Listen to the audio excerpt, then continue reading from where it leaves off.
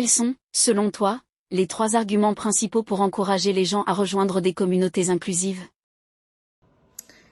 Pour moi, les 3 arguments pour rejoindre une communauté inclusive, c'est surtout le rapport à l'idée soutenue par la communauté qui nous attire et qui nous touche beaucoup. Il y a aussi le fait qu'il y ait peut-être une récompense au bout du compte, que ce soit même personnellement ou même professionnellement. Et ensuite, il y a aussi la solidarité au sein de la communauté qui peut aussi nous attirer et nous faire venir tout simplement dans la communauté. Alors pour moi, les 3 arguments pour rejoindre une communauté inclusive sont la volonté personnelle, l'engouement auprès des autres et l'enrichissement personnel. Oui,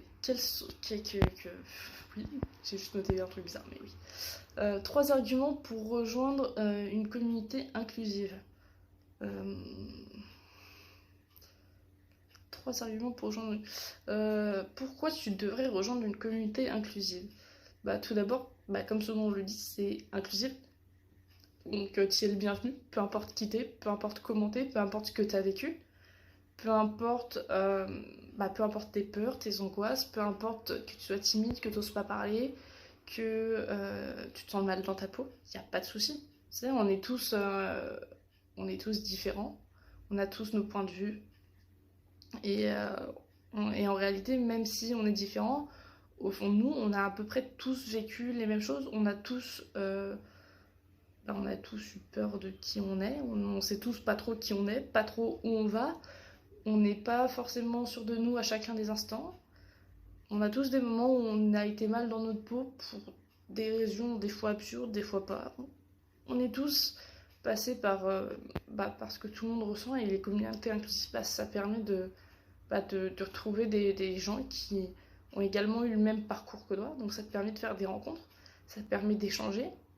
Ça permet aussi de te sentir pas seul face à tout. Ça te permet de faire partie d'un groupe, d'avoir des gens sur qui compter. Et ça te permet d'avoir un autre entourage en quelque sorte que ce que tu as au quotidien. C'est-à-dire que tu as tes amis, tu as tes proches, tu as ta famille, tu as tes collègues de bureau ou tes camarades de classe, mais une communauté inclusive, donc une communauté qui est à part de ça, ça te donne un autre contexte d'entourage, enfin, un entourage qui n'a rien à voir avec ta vie réellement quotidienne en fait. Et du coup, ça peut être aussi pour toi un moyen d'échapper à ce quotidien, de te libérer et d'oser de nouvelles choses. Je dirais que d'abord, ça lui permettrait de rencontrer d'autres personnes comme elle. Rencontrer d'autres gens avec qui elle peut discuter de ce qu'elle ressent, de ce qu'elle vit, de ce qui est possible de ressentir et comment ce qu'elle vit et pense peut être légitime.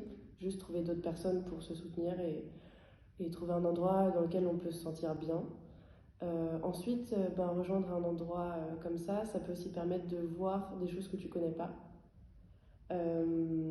Comme certains handicaps ou certaines manières de penser, certaines manières de vivre, où en fait au quotidien tu côtoies pas ces personnes-là, mais dans cette communauté, tu vas pouvoir vivre avec des nouvelles personnes et comprendre que le quotidien n'est pas le même. Et après, quand tu sors de chez toi, tu vas mieux comprendre peut-être les gens que tu vas côtoyer, les gens que tu vas voir. Et enfin, rejoindre une communauté comme ça peut aussi te permettre pas uniquement de t'intégrer à ton échelle, mais aussi de donner envie à d'autres gens toi-même.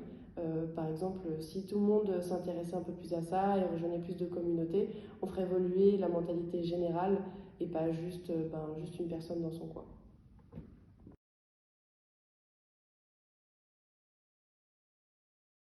Cette vidéo réalisée par Skill-Lab 21 dans le cadre du projet Erasmus+ et l'Eutromania est maintenant terminée. Merci de votre attention.